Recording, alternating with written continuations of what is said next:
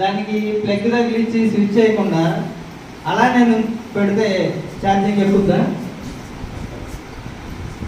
అలా ఊరికే కూర్చోబెట్టి అట్లా పెడితే ఎక్కదు. మరి మన సెల్ ఫోన్ ఉంది, మనం మాట్లాడుతున్నాం, ఎక్కడో ఉన్న వాళ్ళతో దూరంగా ఉన్న వాళ్ళతో మాట్లాడుతున్నాం. మరి దాంట్లో ఏముంది? ఏమీ లేకుండా పనిచేస్తుంది. అది మన జేబులో ఉన్న దాంతోనే పనిచేస్తుందా?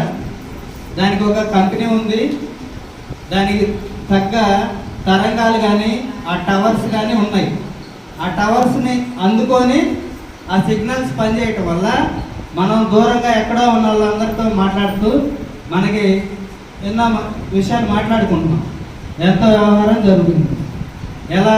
ఆ టవర్స్ ఉండటం వల్ల.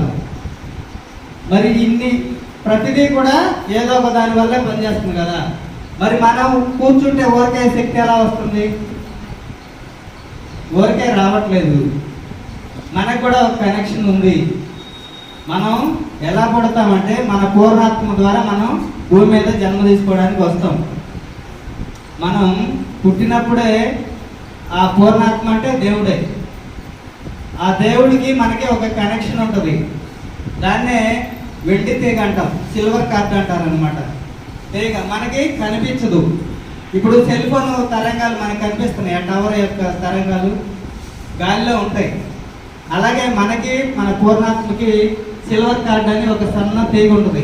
ఎప్పుడైతే మనం భూమి మీదకి వచ్చామో, జన్మ తీసుకున్నామో, పుట్టినప్పుడే పూర్ణాత్మకి మనకి కనెక్షన్ ఉంటుంది. ఎప్పటి వరకు ఉంటుంది అది? మనం చనిపోయే దాకా ఉంటుంది.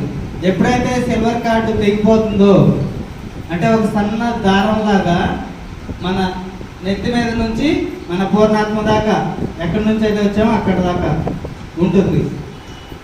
మనం ఎప్పుడైతే ధ్యానంలో కూర్చొని శ్వాస మీద ధ్యాస పెడతామో దాని ద్వారా మనకి ఆ విశ్వశక్తి రావడం జరుగుతుంది అన్నమాట.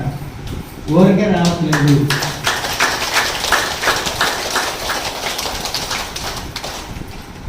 అది ఎప్పుడైతే కట్ అవుతుందో మనం చనిపోతాం అన్నమాట. అది దానివల్ల అంత శక్తి మనం తీసుకోగలుగుతాం. మరి మనం ఇంతమంది ధ్యానం చేయటం వల్ల 3 రెట్లు ఎక్కువ శక్తి అని చెప్తున్నాం కదా. అది అలాగా తెలుసుకుందాం. ఇప్పుడు మన ఇంట్లో కూర్చుంటే మనం 1 గంట ధ్యానం చేస్తే 1 గంటే వస్తుంది. అదే ఇంతమందిలో కూర్చొని చేస్తే ఎట్లా శక్తి వస్తుందంటే, ఇక్కడ 2 లైట్లు ఉన్నాయండి, ట్యూబ్ లైట్లు. 2 లైట్లకి ఎంత శక్తి వస్తుంది? కొంచెం వచ్చింది. 10 లైట్లు ఉంటే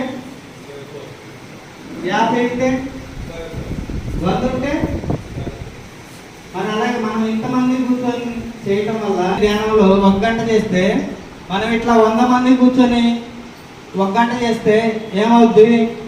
ఆ 100 గంటల శక్తి మన ఖాతాలో పడుద్ది, మన అకౌంట్లో పడుద్ది అనమాట.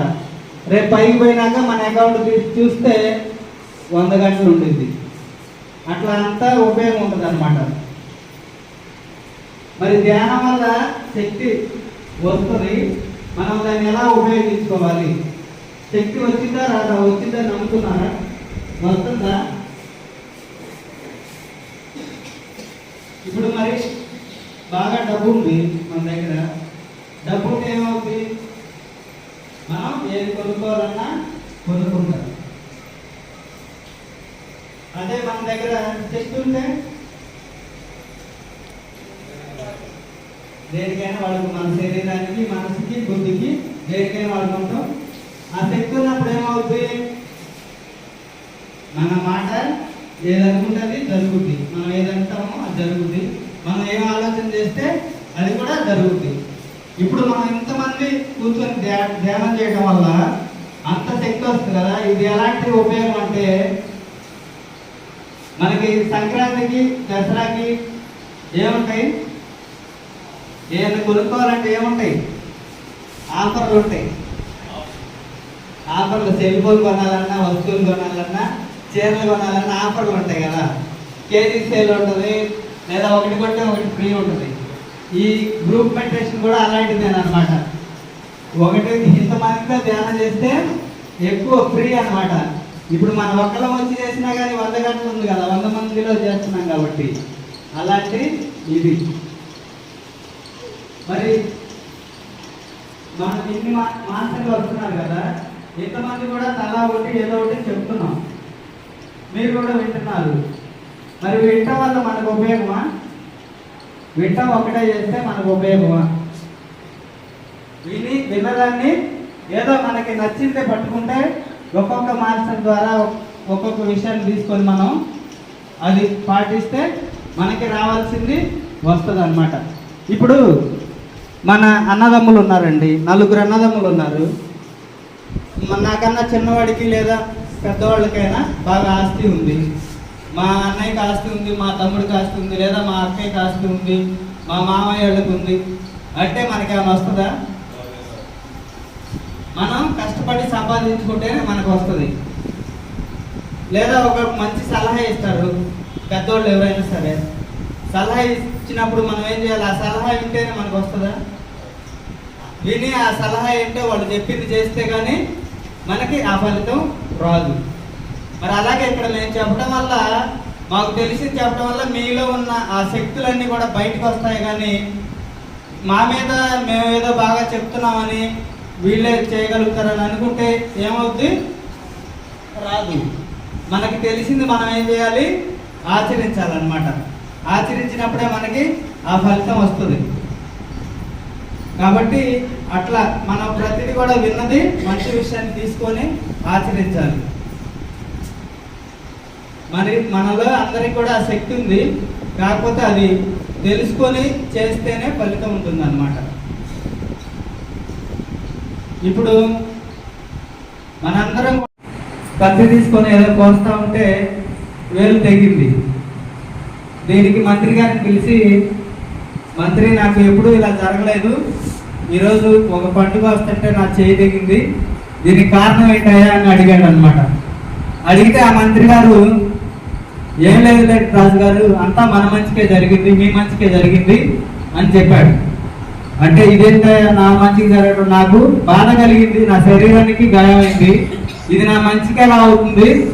నువ్వు నా పట్ల చెడు అభిప్రాయం ఉంది నీకు, కాబట్టి సైనికులను పిలిచి ఇతన్ని సరసాల్లో ఏమని చెప్పారు అనమాట. ఆ మంత్రి గారిని జైల్లో వేశారు. మరి రాజుగారికి ఎదురుగా ఏది మాట్లాడినా ఏమవుద్ది? జైల్లోనే పడతారు. తర్వాత రాజుగారు వేటకెళ్ళారు.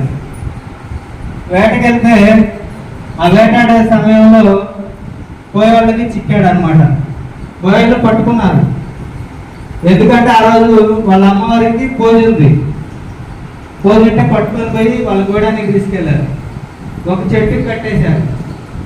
ఇప్పుడు ఆ రోజు అమ్మవారికి బలి ఇవ్వాలి, ఒక ఎవరినైనా సరే నరబలి అనమాట.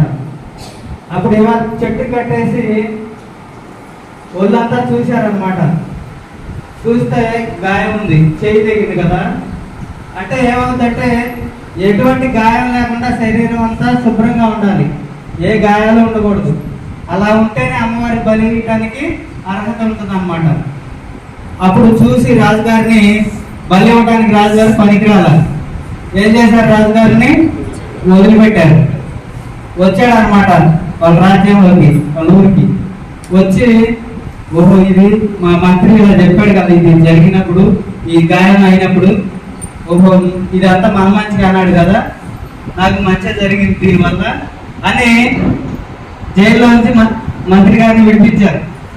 విడిపిస్తే మంత్రి, నువ్వు చెప్పింది చాలా నా మంచిగా నాయా, నువ్వు చెప్పింది నేను పెడచెవులు పెట్టి నీ మీద మళ్ళీ కక్ష కట్టి జైల్లో పెట్టాను, నువ్వు నాకు మేలు చేసావు, మంచి విషయం చెప్పావని అన్నాడు.